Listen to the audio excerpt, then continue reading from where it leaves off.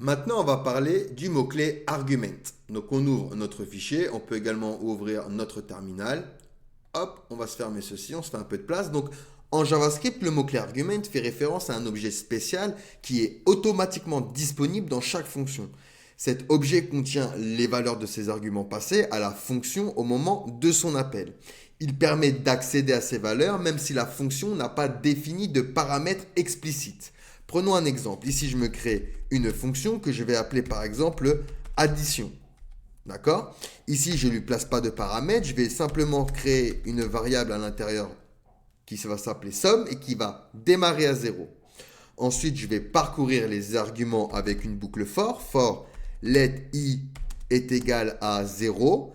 Si i est inférieur à arguments.length, donc la longueur de mes arguments, alors tu vous inquiétez pas, on va parler des boucles un peu plus tard.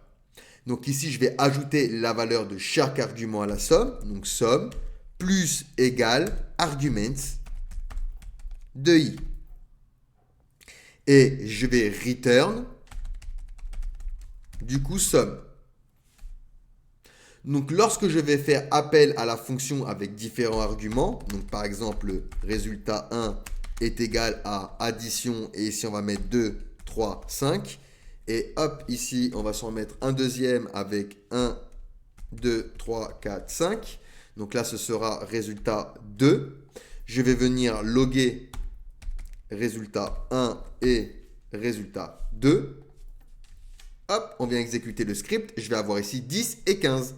Dans cet exemple, la fonction addition ne déclare pas de paramètres explicites, mais elle utilise plutôt l'objet arguments ici pour accéder aux valeurs des arguments passés lors de son appel. La fonction additionne toutes ces valeurs et nous renvoie la somme. Il est important à savoir que arguments est très pratique, mais il peut rendre le code moins lisible et peut causer des problèmes dans certaines situations. Allez, on va pouvoir passer du coup à la suite. N'hésitez pas à me poser des questions si vous en avez.